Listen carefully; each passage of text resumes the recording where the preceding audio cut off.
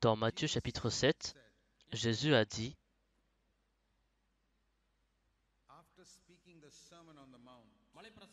après avoir donné le sermon sur la montagne, et si vous lisez Matthieu chapitre 5, 6 et 7, vous savez que c'est un très haut standard.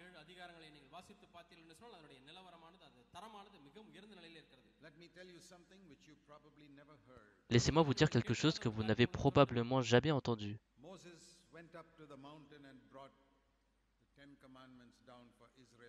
Moïse est allé en haut de la montagne et a rapporté les 10 commandements à suivre par Israël. Jusqu'à aujourd'hui, le peuple juif obéit à ces 10 commandements. Jésus est allé en haut de la montagne et a donné le sermon sur la montagne. Matthieu chapitre 5, 6 et 7. Mais même pas 1% de chrétiens n'est obéi.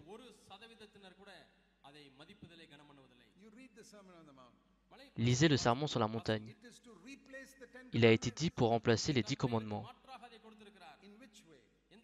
De quelle manière?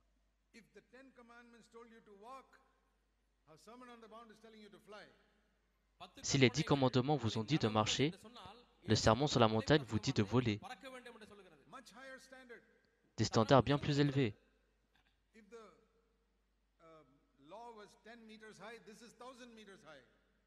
Si la loi était de 10 mètres de haut, ceci fait 1000 mètres de haut. La loi a dit de ne pas commettre de meurtre. Jésus a dit de ne pas se mettre en colère. La loi a dit de ne pas commettre l'adultère. Jésus a dit de ne pas convoiter une femme.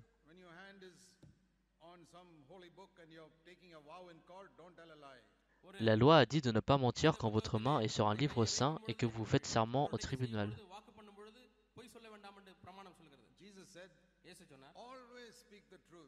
Jésus a dit de toujours dire la vérité. Nul besoin d'un serment ou autre. La loi a dit d'aimer votre prochain. Jésus a dit d'aimer vos ennemis également. Quel standard élevé! Il élevait le standard et élevait le standard.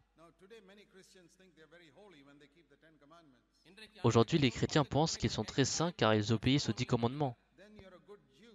Dans ce cas, vous êtes un bon juif, pas un chrétien.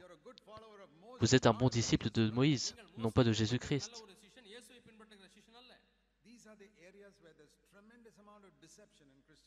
Ce sont les endroits où il y a le plus de tromperie dans la chrétienté aujourd'hui. Et quand cela arrive, quand les personnes suivent la loi de l'Ancien Testament où il parle de donner la dîme et des 10 commandements,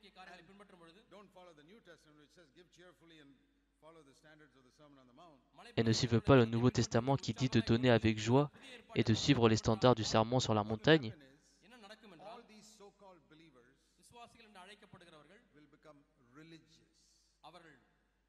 ce qui vont leur arriver est ceci. Tous ces soi-disant croyants deviendront religieux, des chrétiens religieux, non pas des disciples de Jésus-Christ, des personnes qui suivent les traditions des hommes, plus que la parole de Dieu.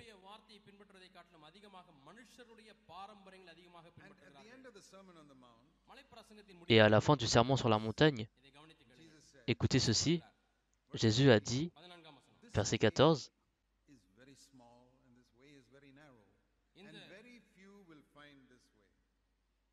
cette porte est étroite, et le chemin est resserré, et il y en a peu qui les trouvent.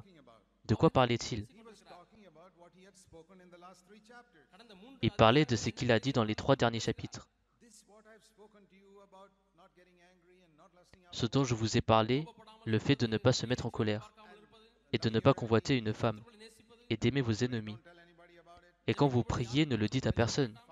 Quand vous jeûnez, n'en parlez à personne.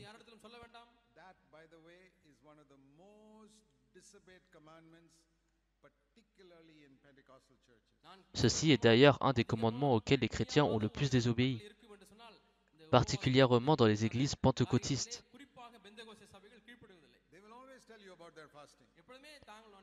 Ils vous parleront toujours de leur jeûne. Vous savez qu'il n'y a qu'un seul commandement que Jésus a donné sur le jeûne. Seulement un. Il ne vous a jamais dit combien de fois vous devez jeûner. Il ne vous a jamais dit combien de temps vous devez jeûner. Un jour, 3 jours, 40 jours, il ne l'a jamais dit. Combien de fois en une année, il n'en a jamais parlé. Mais il a donné seulement un commandement. Quand vous jeûnez, ne le dites à personne.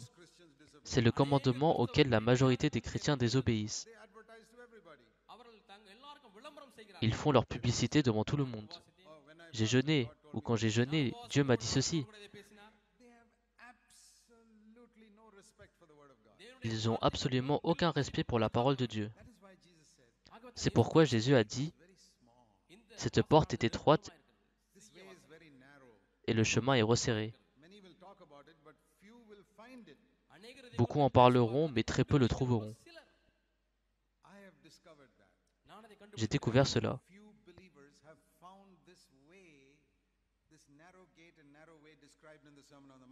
Très peu de croyants ont trouvé ce chemin, cette porte étroite et ce chemin resserré décrit dans le sermon sur la montagne.